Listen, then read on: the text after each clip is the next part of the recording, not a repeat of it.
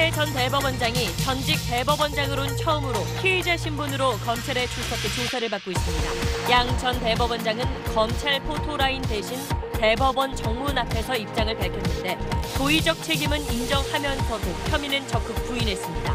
현재 수사 상황과 구속영장 청구 가능성을 따져봤습니다. 조재범 전 코치의 성폭력 의혹 보도 이후 그동안 감춰져 왔던 빙상계 지도자들의 성폭력 실체가 하나둘 드러나고 있습니다. 쇼트트랙에 이어 스피드스케이팅에서도 미성년자 선수에 대한 성추행이 있었다는 새로운 의혹이 제기됐습니다. 국내 대표적인 동물 보호단체 케어의 대표가 그동안 구조한 개 수백 마리를 안락사시켰다는 내부 증언이 나왔습니다. 밖으로는 위험에 처한 개들을 구조하는 단체라고 홍보하면서 안으로는 구조한 개들을 안락사시킨 뒤 환경업체를 통해 폐기했다는 충격적인 내용입니다. 케어 측은 뒤늦게 안락사 사실을 인정했습니다. 현장 리포트에서 취재했습니다. 파인텍 노사 협상이 극적 타결되면서 75m 높이 굴뚝에서 농성을 벌여온 노동자들이 지상으로 내려왔습니다. 무려 426일 만입니다. 그동안의 농성 과정과 남겨진 과제를 짚어봅니다. 대통령이 결재한 군 장성 인사 관련 청와대 내부 문서가 SNS 메신저를 통해 외부로 유출된 사실이 확인됐습니다. 여기에 연루된 군 출신 청와대 행정관 3명은 군으로 원대 복귀됐지만 별도의 징계는 없었습니다. 단독 보도합니다. 오늘 새벽 경남 통영 해상에서 갈치잡이 낚싯배가 뒤집어지면서 3명이 숨지고 2명이 실종됐습니다.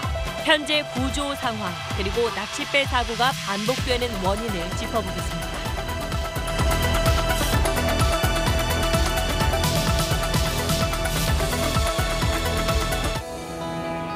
기름 없이 달리는 일상으로 내일을 바꾸는 현대수소 전기차. 여러분 안녕하십니까? 오늘 8시 뉴스는 대한민국 사법부 역사에 큰 오점으로 기록될 소식부터 전하겠습니다. 우리나라의 사법부가 생긴 이후 71년 만에 처음으로 전직 대법원장이 피의자가 돼서 검찰에 나왔습니다. 사법농단 사태의 총책임자로 지목된 양승태 전 대법원장은 자신은 재판에 개입한 적이 없다면서 혐의를 거듭 부인했습니다. 먼저 임찬종 기자입니다. 양승태 전 대법원장은 오늘 오전 9시 10분쯤 서울중앙지검에 출석했습니다. 재판에 개입하고 판사에게 부당하게 인사 불이익을 준 사법농단 의혹에 대한 조사를 받기 위해서입니다. 사법농단 수사가 시작된 지 7개월 만입니다. 양 전 대법원장은 검찰청 앞에선 아무 말도 하지 않았습니다. 재판 개입, 이거에 대해서 사법 불신이 생길 수 있다는 생각 해보신 적 없으십니까? 하지만 검찰 출석에 앞서 대법원 앞에서 연 기자회견에선 준비한 말을 했습니다. 우선 국민들께 심려를 끼쳐 죄송하다는 말부터 꺼낸 뒤 법관들이 상처받고 조사까지 받은 데 대해 참담한 마음이란 말도 했습니다. 이 모든 것이 저희 부독의 조치로 인한 것이고 따라서 그 모든 책임은 제가 지는 것이 마땅하다고 생각합니다. 그러면서도 재판 거래 등 검찰이 적용한 범죄 혐의는 다시 한번 부인했습니다. 지난해 6월 기자회견에서는 부당한 인사 개입이나 재판 개입은 단연코 없다고 말씀하셨는데 여전히 같은 입장이신가요? 그건 변함없는 사실입니다. 오늘 검찰 출석으로 지난 1948년 미 군정으로부터 사법권을 넘겨받은 이후 사법부를 이끌어온 14명의 대법원장 가운데 양승태 전 대법원장은 최초의 피의자로 기록됐습니다. SBS 임찬종입니다. 방금 보신 대로 양승태 전 대법원장은 검찰 조사에 앞서 이 대법원 정문 앞에서 자신의 입장을 밝혔습니다. 왜 대법원 앞에서 기자회견을 하냐? 이 질문에는 들렀다 가고 싶었다고 답했습니다. 그러면서 이 전직 대통령들도 멈춰섰던 검찰 포토라인은 그대로 지나쳤습니다. 계속해서 전형우 기자입니다. 법원 노조와 시민단체의 반대 집회에도 대법원 앞 기자회견을 강행한 이유를 양승태 전 대법원장은 이렇게 설명했습니다. 전 인생을 법원에서 근무한 사람으로서 법원을 한번 들렀다가 가고 싶은 그런 마음이었습니다. 양 전 원장은 사법부에 대한 검찰 수사에 대해 세 차례나 편견 또는 선입견이라고 표현하며 불쾌감을 드러냈습니다. 편견이나 선입견 없는 공정한 시각에서 이 사건이 조명되기를 바랄 뿐입니다. 5분 동안 발언을 마친 뒤 검찰청으로 이동한 양 전 원장은 검찰청사 현관에 설치된 포토라인에는 서지 않고 지나쳐갔습니다. 전직 대법원장으로서 검찰 수사에 불만을 드러내고 자신을 지지하는 법관들을 결집시키기 위한 포석이라는 분석입니다. 법원 노조는 본인이 받게 될 재판에 또다시 재판 개입하려는 의도라고 비판했습니다. 영장 심사를 담당할 판사들에게 나 전직 대법원장이었다고 정당 이유를 바라는 것입니까? 양 전 원장의 기자회견으로 오전 한때 대법원 주변에 경찰 900여 명이 투입되고 주변 교통이 통제되기도 했습니다. SBS 전용우입니다. 그럼 이번엔 검찰 조사가 얼마나 이루어졌는지 알아보겠습니다. 그 전에 8년 전 양승태 대법원장이 취임할 때 했던 그 말부터 먼저 들어보시겠습니다. 재판의 독립 없이는 민주주의도 존속할 수 없음을 저는 확신합니다. 저는 법관이 어떠한 형식의 부당한 영향도 받지 않도록 저의 역량을 다 바칠 것을 약속합니다. 네, 이렇게 재판의 독립을 강조했던 양승태 전 대법원장은 지금은 재판의 독립을 침해했다는 혐의로 조사를 받고 있습니다. 그럼 현장으로 가보겠습니다. 이현영 기자. 네, 서울중앙지검입니다. 네, 이제 저녁 8시가 막 지났는데 지금도 조사는 계속되고 있는 거죠?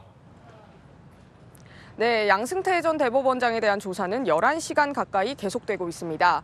양 전 대법원장은 오늘 오전 9시 반부터 이곳 서울중앙지검의 15층에 마련된 조사실에서 조사를 받고 있는데요. 변호사 2명의 입회하에 이 사건을 조사했던 특수부 부부장 검사들이 번갈아 조사를 진행하고 있고 또 전 과정은 영상 녹화되고 있습니다.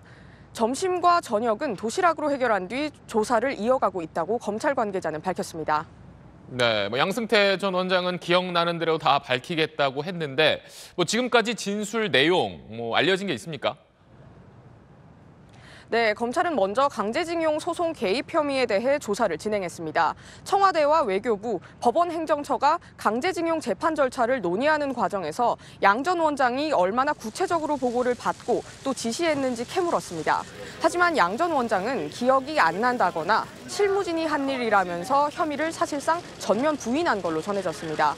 지금은 이른바 판사 블랙리스트에 대한 조사가 이루어지고 있는데 양 전 원장은 본인이 결정한 건 맞지만 인사권자의 권한이지 않느냐는 취지로 진술한 걸로 알려졌습니다.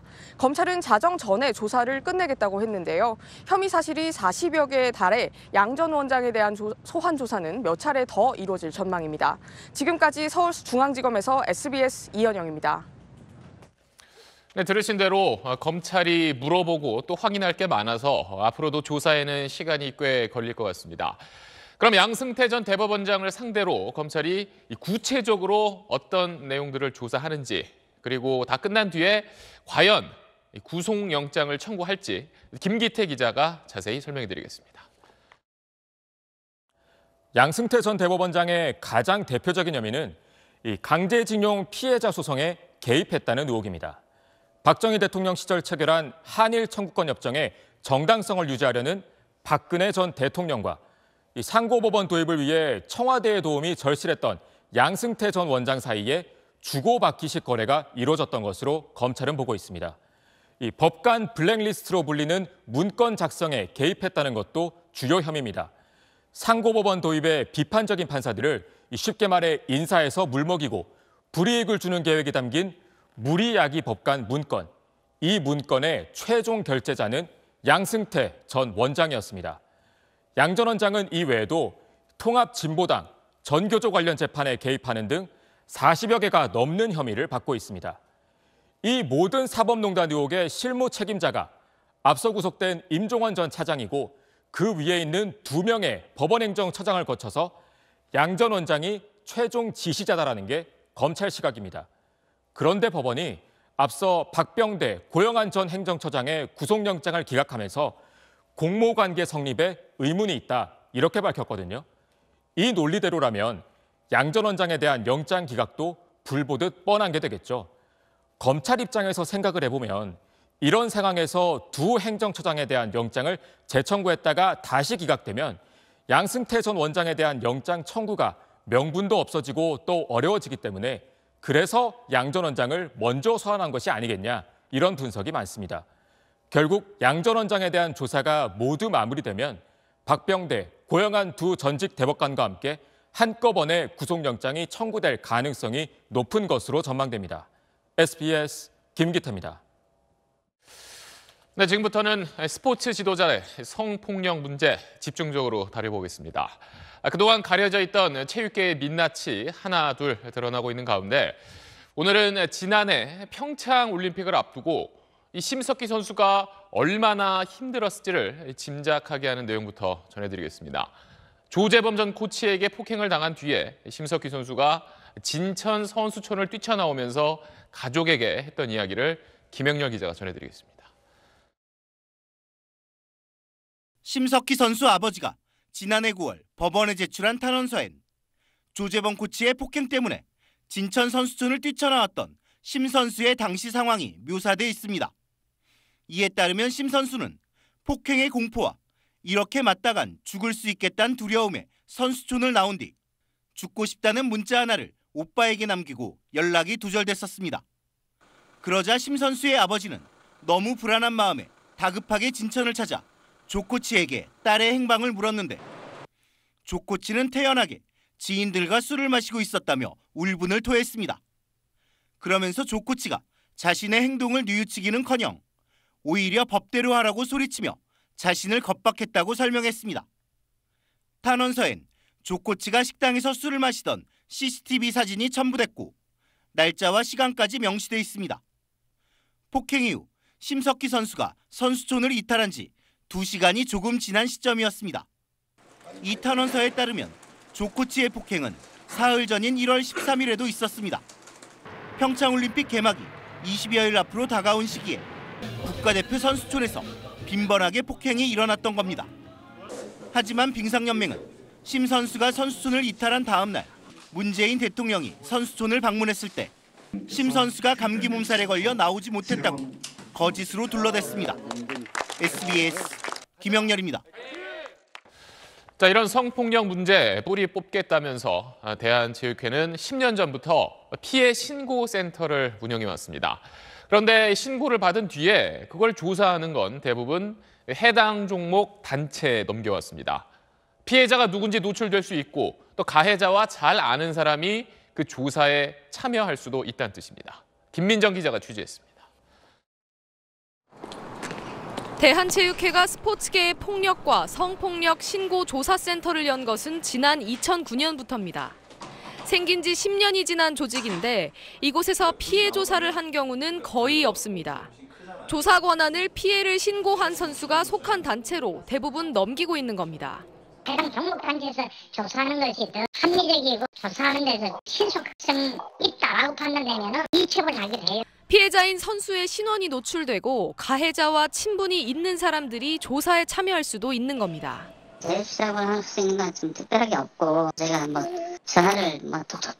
최근 5년간 센터에서 접수받은 폭력, 성폭력 사건 113건 가운데 단 4건만 직접 조사했고 나머지는 관련 협회 등으로 내려보냈습니다.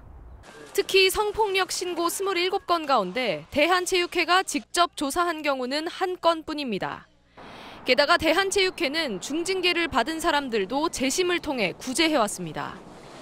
재작년 국정감사에서 이 문제가 지적됐습니다.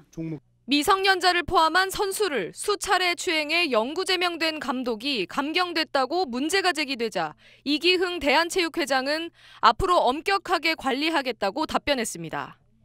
하지만 취재 결과 해당 감독은 올해 자격정지가 풀립니다. 성폭력 사안은 징계를 감경할 수 없다고 돼 있는 해당 단체의 내부 규정을 대한체육회가 무시한 겁니다. SBS 김민정입니다. 네, 오늘도 이 내용 취재하고 있는 이슈 취재팀의 이경원 기자 나와 있습니다. 자, 방금 김민정 기자 리포트에서 이 성폭력 문제로 처벌받은 사람의 징계를 이 대한체육회가 오히려 지금 낮춰줬다는 거잖아요. 이게 어떻게 가능했던 거죠? 제가 지금 들고 있는 게 대한체육회가 성폭력 징계를 감경했을 때 그 회의록입니다. 네. 2016년 2월 건데 선수 3명을 상습 성추행해서 법원에서 유죄까지 받았던 그 쇼트트랙 감독 사례입니다. 그 회의록을 쭉 보면은요. 네. 초반부터 방향이 결정된 것 같습니다. 발언을 보시죠. 은밀한 장소에서 이루어진 것도 아닌데 영구제명 징계가 지나치다. 이렇게 중징계를 받았는데 빙상연맹이 나 몰라라 한다 하며 오히려 타박까지 하고 있습니다. 네. 참, 근데 이렇게 징계를 낮추는 뭐 이유, 근거는 뭔가요? 일단 발언부터 더 보시죠. 네. 회의 중반부로 갈수록 더 가관입니다. 지도자가 어깨 정도는 다 터치하고 있다. 또 불화 생기면 지도자는 꼼짝없이 당한다. 네. 내 오빠가 가해자라고 생각해봐라. 이런 식입니다. 그런데 감경을 최종 결정하는 과정도 좀 당황스러웠습니다. 네. 원래 무기명 비밀 투표가 원칙인데 위원장이 마지막에 시간이 없다면서 다들 눈 감아라. 거수 투표하겠다라면서 이렇게 진행을 합니다. 실눈 뜨면 다 보이겠죠. 예. 결국 영구제명에서 자격정지 3년으로 징계가 대폭 낮춰졌습니다. 그런 식으로 이런 징계를 결정했다는 게 참 놀라운데, 근데 이 성폭력 문제는 그러니까 징계 수위를 낮추는 게 이게 원래 규정상 가능한 건가요? 그걸 몰랐느냐? 네. 다 알았습니다. 회의록을 보면은 한 위원이 이렇게 말을 합니다. 성폭력은 감경 대상이 아니다 이렇게 말을 하는데 다들 가타부타 말이 없습니다. 오히려 비난을 걱정을 합니다. 이렇게 깎아주면은 화살 맞는 것 아니냐라고 하니까 위원장이 나서서 그 화살 내가 다 맞겠다라고 이야기를 하죠. 전문가의 말 들어보시죠. 네. 기존이 가지고 있던 시스템에서 해결이 되지 않는다면 그건 분명히 시스템에 문제가 있는 거고 다른 방향에서 만들거나 바라봐야 하는 겁니다. 결국 이 속기록의 사례만으로도 대한체육회의 자정 능력을 의심할 수밖에 없습니다. 네, 갈수록 정말 더 큰 문제점이 계속 나오는 것 같네요. 네, 이경원 기자였습니다. 다음은 조재범 전 코치 수사 상황 알아보겠습니다. 수사팀을 대폭 늘린 경찰은 압수한 조재범 씨의 휴대전화를 분석하는 데 더 속도를 내고 있습니다. 조재범 씨의 가족은 여론 재판을 자제해달라면서 부당한 처벌은 없어야 한다는 내용의 호소문을 냈습니다. 고정현 기자입니다. 경찰이 조재범 전 코치의 성폭력 의혹 사건 전담 수사팀을 17명으로 크게 늘렸습니다. 사이버 수사 인력 위주로 더 투입했습니다. 압수품 분석에 속도를 더하겠다는 겁니다. 압수수색 등으로 확보한 휴대전화 가운데 일부 내용은 복원을 끝내 내용 조사가 시작됐습니다. 경찰 관계자는 다만 4년치 대화 내용을 복원하는 등 디지털 포렌식 작업량이 방대해 분석에 시간이 오래 걸린다고 밝혔습니다. 경찰은 또 심 선수의 진술을 증명할 만한 참고인도 선별하고 있습니다. 심 선수의 지인이나 같은 경기에 출전했던 쇼트트랙 선수가 거론됩니다. 범행 현장으로 지목된 장소도 조만간 현장 조사할 예정입니다. 이런 가운데 조 전 코치의 가족이 입장문을 냈습니다. 먼저 조 전 코치가 과도한 체벌을 사용한 건 100번 잘못되고 비판받아야 한다고 사과했습니다. 하지만 진상 파악 전에 한쪽 말만 듣고 성폭행범으로 몰아가는 여론 재판을 멈추고 공정한 재판을 기다려달라고 요청했습니다.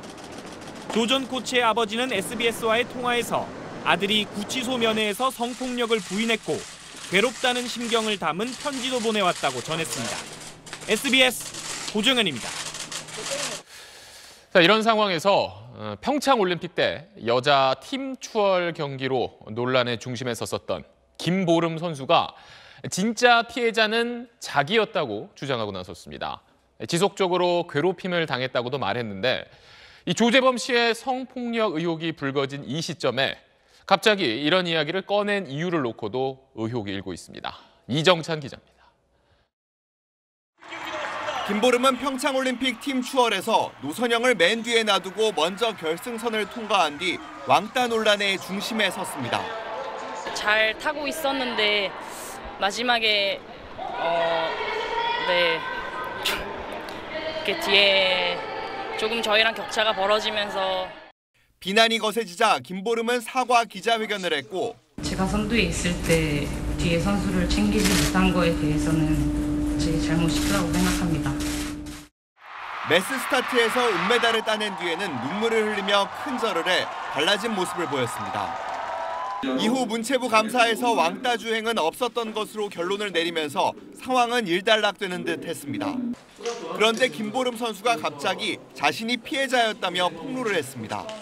4살 위인 노선영 선수에게 지속적으로 폭언을 들으며 괴롭힘을 당했다는 겁니다. 천천히 하라고, 자기한테 맞추라고, 그렇게 스케이트 타는 도중에도 소리를 지르고, 시합 전날에는 이제 1시간이고 2시간이고 세워놓고 욕을 했었고. 팀 추월 훈련은 제대로 하지 않았고 김보름만 따로 훈련하는 특혜를 받았다는 노선영의 주장은 거짓이라며 당시 훈련 영상까지 공개했습니다. 오전 오후로 항상 늘 같이 훈련을 했었어요. 훈련을 같이 하지 못했던 기간은 노선영 선수가 회장배 대회에 출전했던 기간인 단 5일 정도. 김보름 선수의 폭로에 대한 반응은 엇갈립니다. 김 선수를 지지하는 의견도 있지만 최근 조재범 전 코치의 성폭력 의혹이 불거진 상황에서 김보름을 앞세워 물타기를 하려는 배우가 있을 거란 의혹도 제기되고 있습니다.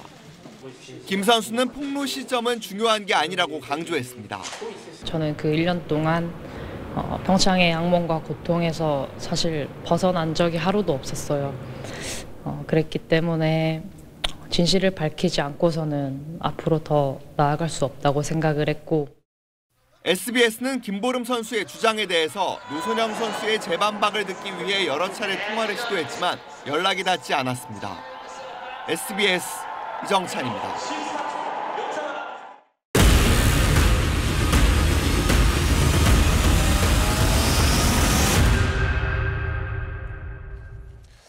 네, 이 가운데에 있는 강아지, 지금 청와대에서 살고 있는 이 강아지의 이름이 토리입니다. 문재인 대통령이 청와대에 들어갈 때 한 동물 보호 단체가 선물한 겁니다. 이 농장이나 투견장에서 학대받는 개들을 구조해서 새 삶을 찾아주는 이 케어라는 이름의 단체였는데, 이 고통받는 강아지들을 도와주는 줄 알았던 이 단체의 대표가 그동안 구조했던 개 수백 마리를 안락사시켰다는 내부 직원의 증언이 나왔습니다. 현장 리포트 거침없이 간다. 원종진 기자입니다. 비좁은 우리에 갇힌 채 말라 비틀어진 음식을 핥는 개들. 개들의 울음소리가 울려 퍼지는 경기도 남양주의 한 개농장에 사람들이 들이닥칩니다. 식용개가 어딨어요, 따로. 지난해 7월 동물권 단체 케어가 연예인 홍보대사와 함께 학대받는 개 230여 마리를 구출하는 장면입니다.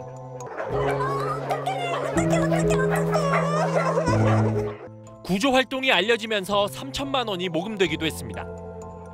그럼 구출된 개들은 어디로 갔을까요? 구조된 개들이 지내고 있다는 케어의 한 보호소를 찾아가 봤습니다.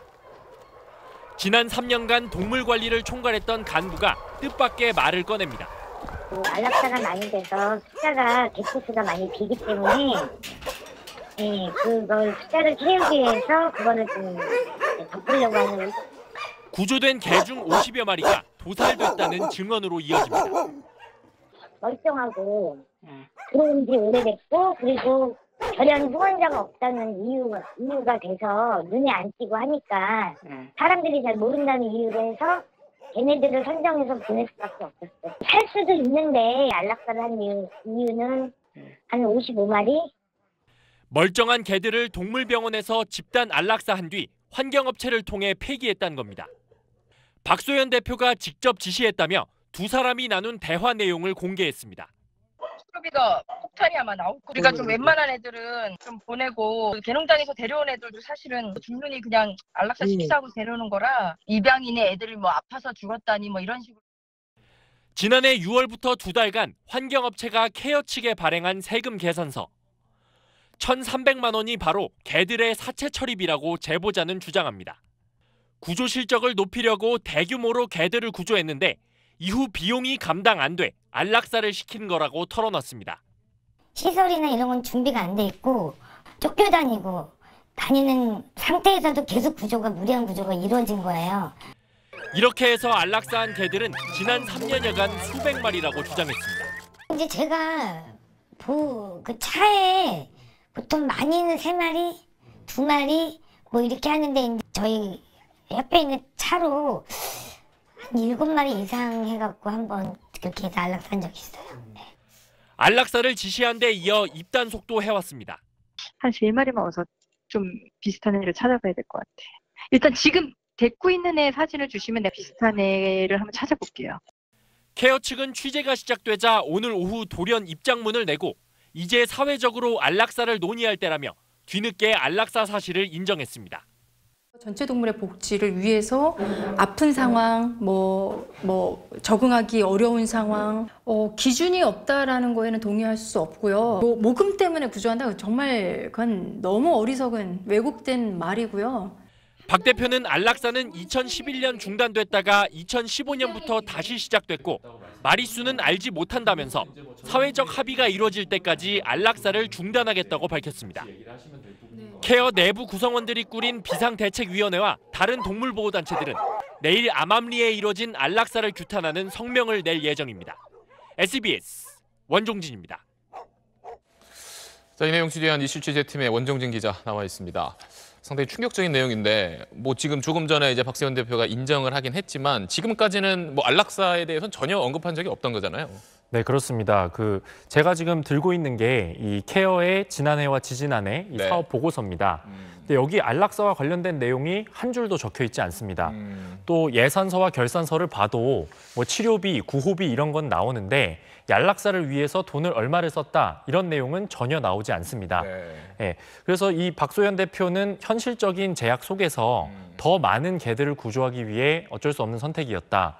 그리고 이렇게 구조 활동을 이런 식으로 하지 않았다면 어차피 죽을 수밖에 없는 개들이었다. 이렇게 해명을 했는데 만약에 그랬다면 이 회원과 시민들에게 이 안락사와 구조의 과정을 떳떳하게 밝혔어야 합니다. 예. 그리고 또 안락사를 하는 과정에서는 여러 가지 법적으로 지켜야 될 절차들이 있는데요. 이 절차들도 모두 지키지 않았습니다. 이 단체를 후원했던 분들도 꽤 많았을 텐데 그분들 포함해서 여기서 정말 좋은 일 하는 줄 알았던 사람들의 좀 배신감이 이렇게 클 것 같아요. 네, 그렇습니다. 그래서 제보자가 이제 끝까지 우려했던 것도 그런 건데요. 동물보호단체 전반에 대한 어떤 불신과 이런 것으로 이어져서 이 동물보호단체 전체 전반의 활동이 끊기진 않을까 이런 것을 우려했는데 그럼에도 불구하고 구조, 안락사, 구조 이렇게 이어지는 악순환의 고리를 끊겠다며 제보를 해왔습니다.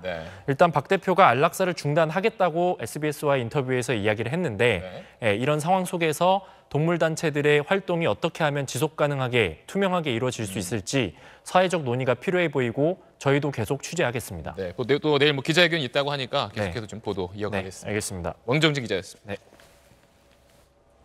네, 지금부터는 3명이 숨진 낚싯배 사고 소식 자세히 알아보겠습니다. 오늘 새벽 경남 통영 남쪽 바다에서 14명이 타고 있던 갈치잡이 낚싯배가 뒤집혔습니다. 3,000톤급 화물선과 부딪힌 건데 3명이 숨지고 2명은 아직 찾지 못한 상태입니다. 먼저 송성준 기자입니다. 거꾸로 뒤집힌 채 바닷물에 잠겨있는 낚싯배에서 구조대원들이 수색 작업을 하고 있습니다. 헬기와 군함까지 동원됐습니다. 오늘 새벽 5시쯤 경남 통영 욕지도 남쪽 80km 공해상에서 여수선적 9.7톤급 낚싯배 무지코가 전복됐습니다. 배에는 승객 12명 등 모두 14명이 타고 있었는데 선장 최모 씨 등 3명이 숨지고 2명이 실종됐습니다. 나머지 구조된 9명은 생명에 이상이 없는 상태입니다. 전복된 낚싯배는 사고를 신고한 파나마 선적 3,000톤급 화물선과 충돌한 것으로 확인됐습니다. 해경은 낚싯배와 화물선이 거의 정면으로 다가갔으며 충돌 직전에야 서로 피하려고 시도한 걸로 파악했습니다. 가까이 접근하자 자선과 낚시여선 모두 회피 기동을 하였으나 충돌하였다고라는 현장 진술을 확보하고 해경은 3,000톤급 화물선을 욕지도 근처에 정박시키고 선원들을 통영으로 불러 조사할 계획입니다. 또 사고가 난 곳이 낚시가 금지된 공해상인 만큼 낚싯배 측의 불법 조업 여부도 따져볼 방침입니다. 그러나 낚싯배에서 구조된 사무장은 바람이 강해 멀리 돌아오다 사고해역에 들어갔다고 주장했습니다. 해경은 이에 따라 사고역에서 낚시 조업을 했는지 또는 항해 중이었는지 여부를 조사하고 있습니다. SBS 송성준입니다. 사고가 난 낚싯배는 10톤이 채 안 되는 배고 화물선은 3,000톤이 넘습니다. 그런데 낚싯배에선 사고 직전까지 덩치 큰 화물선을 보지 못했다고 말합니다. 상대를 못 본 건 화물선도 마찬가지였다는데 어찌된 일인지 소환욱 기자가 보도합니다. 낚싯배에서 구조된 승객들은 충돌 직전 굉음을 들었다고 말했습니다. 자고 있었는데 하는 소리와 함께 일어났는데 사무장님이 제일 빨리 민쪽이 챙겨 입었어요 라고 하면서 뛰어다녔어요. 사고 직전까지 3,000톤급 화물선과 가까워지는 걸 전혀 몰랐다는 겁니다. 화물선 당직사관은 1마일 앞에 있는 어선을 보고 상대방이 피할 거라고 생각했다고 진술했습니다. 일항사가 1마일 떨어진 어선을 발견하고 서로 피해갈 것이라고 예상하였으나 그러나 정작 충돌 직전까지 낚싯배가 다가오는 걸 전혀 몰랐습니다. 낚싯배나 화물선이나 서로 상대방이 접근하는 걸 왜 몰랐을까? 해경은 낚싯배에 달린 위치 발신 장치와 선박 자동 식별 장치의 신호가 어제 오후 4시쯤부터 기지국에 잡히지 않았던 점을 확인했습니다. 전남 소리도 남쪽 25마일 해상에서 갈치 낚시를 했을 때부터 화물선과 충돌할 때까지 낚싯배에선 아무런 신호도 내지 않았던 겁니다. 해경은 장비가 꺼져 있었던 건지 아니면 먼 바다로 나가서 신호가 잡히지 않았던 건지 정확한 이유를 밝힐 계획입니다.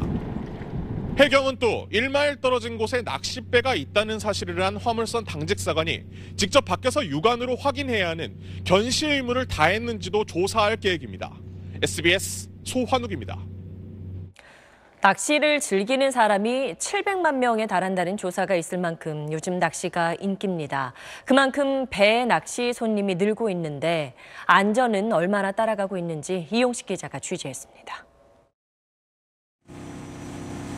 2017년 12월 15명이 숨지고 7명이 다친 인천 영흥도 낚싯배 충돌 사고.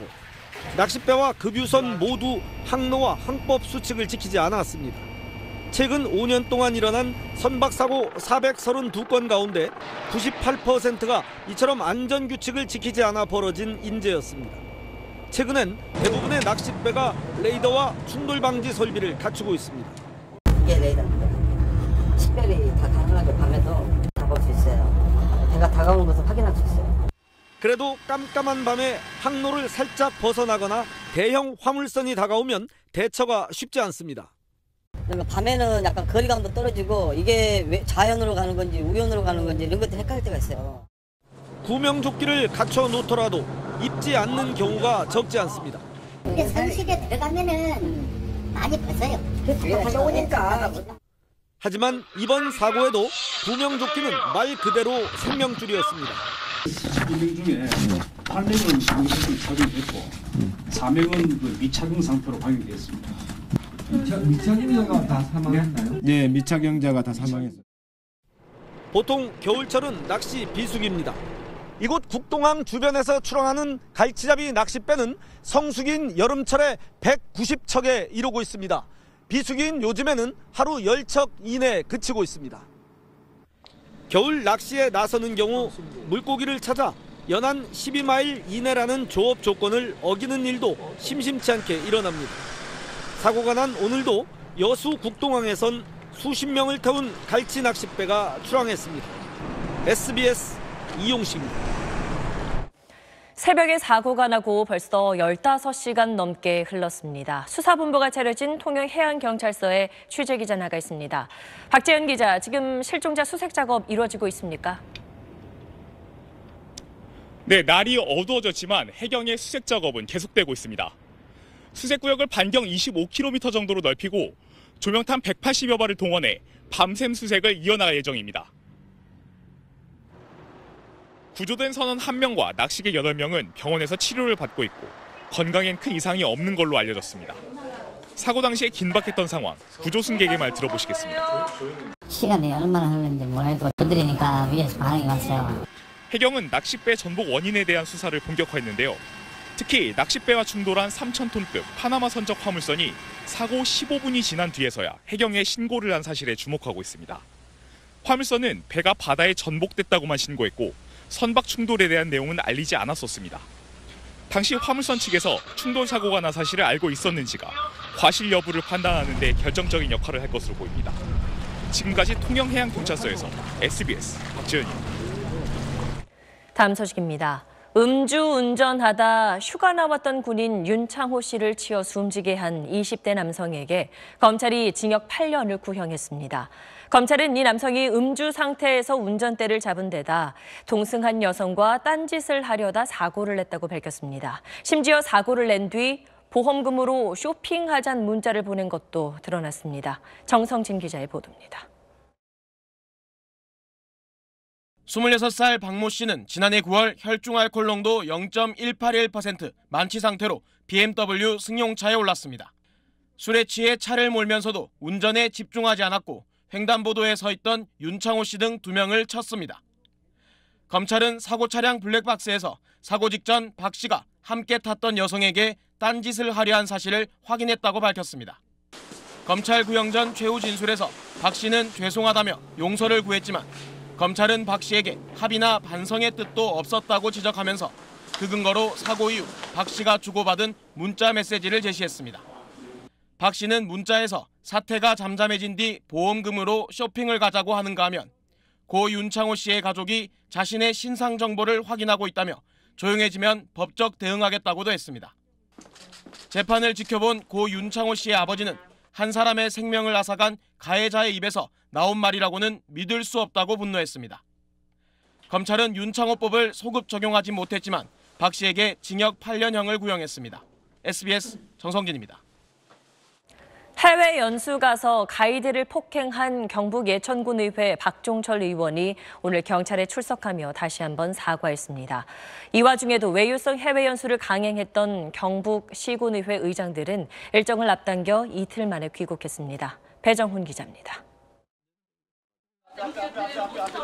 지난달 국외 연수 도중 가이드를 폭행하고도 거짓 해명에 공분을 샀던 박종철 경북 예천 군의원. 사건 발생 19일 만에 경찰에 출석하면서 취재진 앞에서 고개부터 숙였습니다. 무리를 빚어가서 죄송합니다. 가이드님께도 다시 한 번 더 사죄드리고 국민들께도 사죄드리겠습니다. 경찰은 가이드 폭행 경위와 함께 연수 기간 여성 접대부를 요청한 사실이 있는지 집중 추궁한 것으로 전해졌습니다. 지역 기초의원의 낯뜨거운 행태에 분노한 예천 군민들은 거리로 쏟아져 나왔습니다. 군의회까지 행진을 벌인 국민들은 박 의원의 추태를 대신 사과하는 108배를 올리기도 했습니다. 새로운 예천을 출발시키고 우리의 대표를 새롭게 출발시키는 게 우리의 의무라고 생각합니다. 예천 군의회 파문 속에서도 외유성 베트남 연수를 강행했던 경북 시군의회 의장단도 비판 여론이 거세지자 오늘 새벽 일정을 앞당겨 귀국했습니다. 도민들이나 시민들이 어떤 바라보는 어떤 시각에 상당한 따가운 눈총을 받고 있다. 그 부분에 대해서는 정말 진짜 송구하게 생각을 합니다. 쏟아지는 비난에 고개는 숙이면서도 농업 분야 시찰과 해양 신도시 개발 벤치마킹 등 순수한 목적의 해외 연수였다고 주장했습니다. SBS 배정훈입니다. 군 장성 인사와 관련해 대통령이 결재한 청와대 내부 문서가 카카오톡을 통해 밖으로 유출된 사실이 확인됐습니다. 여기에 연루됐던 군 출신 청와대 행정관 3명은 군으로 돌아갔지만 별도의 징계는 없었습니다. 김정윤 기자의 단독 보도입니다. 지난해 11월 22일 정부는 군 장성 진급 인사를 단행했습니다.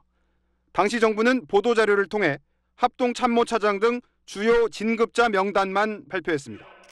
그런데 보도자료에 담기지 않은 준장 진급자 명단 등 대통령 결재를 받은 청와대 내부 문서가 사진 파일 형식으로 카카오톡을 통해 일부 군 간부들 사이에 돌았습니다.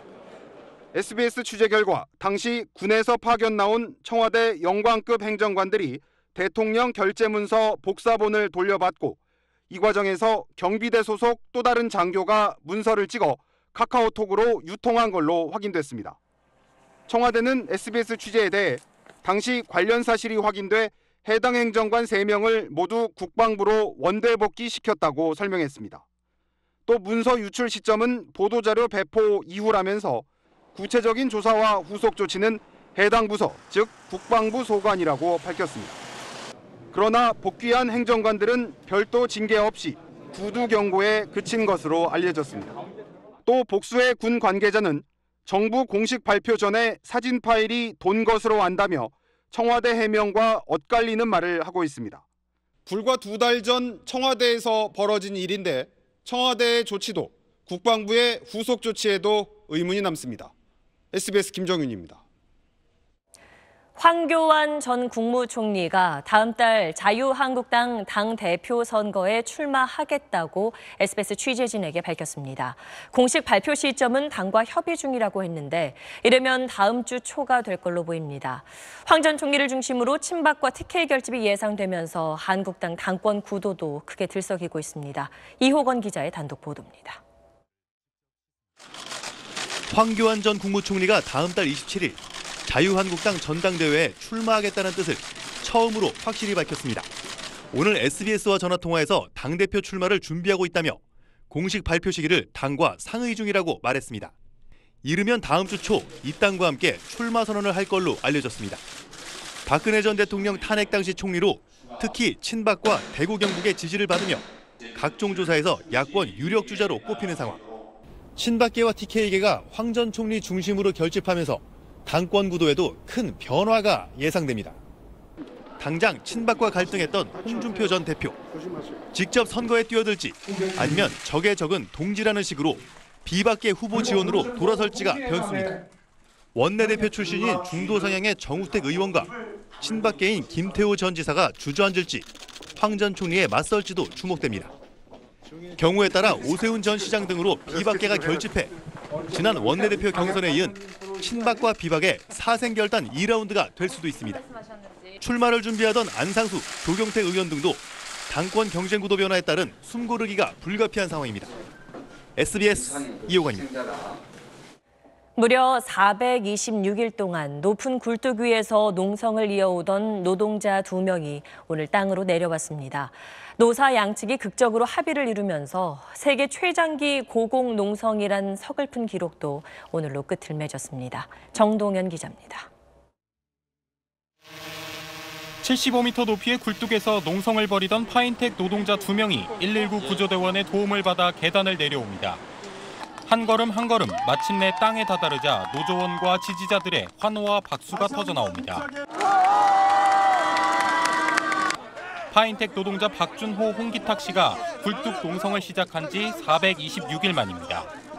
단식까지 하시면서 저희들 투쟁을 응원해 주시고 관심 가져주신 많은 분들 이 자리를 빌어서도 감사하다는 말씀을 드리겠습니다. 노사 양측은 어제 오전부터 20시간여에 걸쳐 6차례 교섭을 벌인 끝에 합의에 성공했습니다. 노사 양측이 한 발씩 불러서면서 타협점을 찾았습니다. 노조는 모 회사 스타플렉스의 직접 고용을 양보하는 대신 파인텍 소속으로 남기로 했습니다. 사측도 불가 입장에서 한 걸음 물러나 모 회사 대표인 김세권 씨가 파인텍 대표를 맡기로 했습니다. 합의안 부족합니다. 하지만 합의할 수밖에 없었습니다. 꿀뚝이 있는 동지, 밑에서 굽는 동지들, 그리고 함께 해주신 동지들이 같이 있었기 때문입니다. 회사가 물러난 거죠. 김세권 대표가 그게 필요도 없는데 그 회사가 양보해 준 거 아닌가요? 농성 시작 뒤 1년 넘게 계속된 갈등은 극적인 합의로 일단 봉합됐습니다. 하지만 오는 4월 30일까지 체결하기로 한 단체 협약이 순조롭게 마무리될지 또 최소 3년으로 명시한 고용 보장 기간을 놓고 이후 노사 간 대립이 재현되는 건 아닌지 불씨가 남았다는 지적입니다. SBS 정동현입니다. 침대와 베개 같은 침구류에 이어 일부 온수 매트에서도 일군 발암 물질인 라돈이 기준치 넘게 검출됐습니다. 원자력안전위원회는 대현 하이텍이 만든 하이젠 온수 매트 73개를 분석한 결과 이 중 15개에서 라돈이 기준치의 최대 4.7배를 초과했다며 해당 제품에 대해 수거 명령을 내렸다고 밝혔습니다. 업체 측은 2014년 중국에서 수입해 쓴 음이온 원단 때문으로 보인다며 이제까지 생산한 물량은 3만 8천 개라고 밝혔습니다.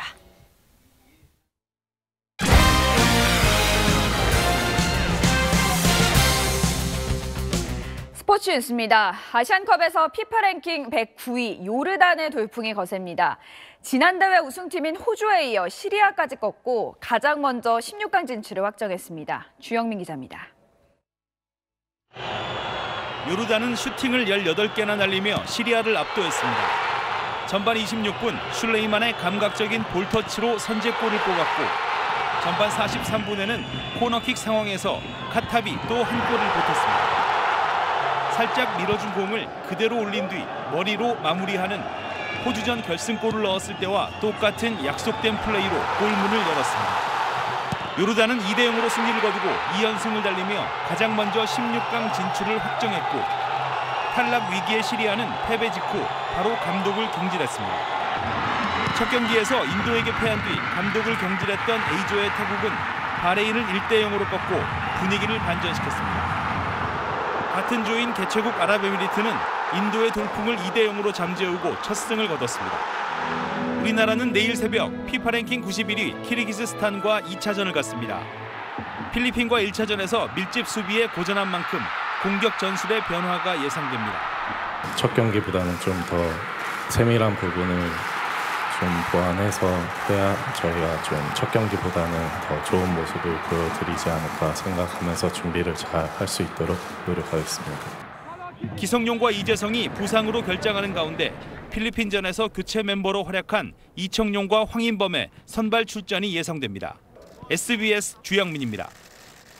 여자 컬링 팀킴 부당 대우 논란과 관련해 경상북도 체육회가 김민정 감독을 면직 처리했습니다. 정희동 기자입니다. 경상북도 체육회는 경기력 향상위원회를 열고 만장일치로 김민정 여자 컬링팀 감독을 면직 처리했다고 밝혔습니다. 위원회는 김 감독이 팀킴에 대한 부당한 대우 등으로 사회적 물의를 빚은 데 책임이 크다며 이같이 결정했습니다. 또 훈련에 불참하고 근무지를 이탈하는 등 불성실하게 근무한 점도 고려했다고 덧붙였습니다. 김 감독의 남편인 장반석 감독과 남자 컬링팀 소속인 남동생 김민찬 선수는 지난해 12월 계약이 만료된 가운데 경북체육회가 계약을 연장하지 않아 컬링계를 떠난 상황입니다. 팀킴의 폭로와 관련해 지난해 말 한 달 넘게 감사를 펼쳤던 문화체육관광부는 이달 안에 감사 결과를 발표할 계획입니다. SBS 정희돈입니다. 미국 PGA 투어에서 김시우 선수가 새해 첫 대회에 출격했습니다. 파4 10번 홀, 김시우의 두 번째 칩샷이 홀 바로 앞에서 멈춥니다. 아쉽게 이글은 놓쳤지만 가볍게 버디를 잡은 김시우는 14번 홀에선 10m 버디 퍼트에 성공하며 한 타를 더 줄입니다. 첫날 버디 4개와 보기 2개를 적어낸 김시우는 선두에 7타 뒤진 공동 29위로 새해 첫 대회를 시작했습니다. 저스틴 토마스가 18번 홀 벙커에서 멋진 칩인 이글로 박수를 받은 가운데 세계 랭킹 444위 캐나다의 신예 스벤슨이 이글 1개, 버디 7개로 9언더파를 몰아치며 깜짝 단독 선두에 올랐습니다. 프로배구에서 나온 진기한 수비 장면 준비했습니다. 배구공으로 재기를 차네요.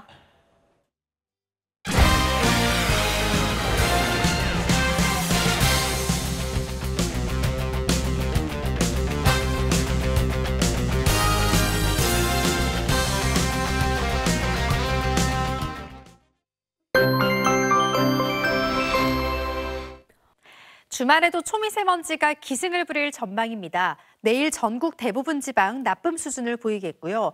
모레까지도 대기 정체가 이어지면서 미세먼지는 해소되지 못할 것으로 보입니다. 내일 오전까지 제주와 남부지방은 눈과 비가 내리겠습니다. 하지만 양이 적고 금방 그치기 때문에 미세먼지와 건조함은 계속되겠습니다. 전국 대부분 지방으로 건조특보가 이어지겠고 특히 강원 동해안 지역은 거의 한 달 가까이 이어지고 있습니다. 각별히 불조심하셔야겠습니다. 내일 낮부터는 맑은 날씨가 이어지겠습니다. 기온은 더 올라서 서울의 아침 기온은 0도선, 한낮 기온은 7도까지 오르겠습니다. 남부지방도 오전에 눈과 비가 그치면 낮 기온이 큰 폭으로 오르겠습니다. 다음 주 중반쯤 잠깐 추워지겠습니다. 날씨였습니다. 네, 금요일 8시 뉴스 여기서 모두 마치겠습니다. 고맙습니다.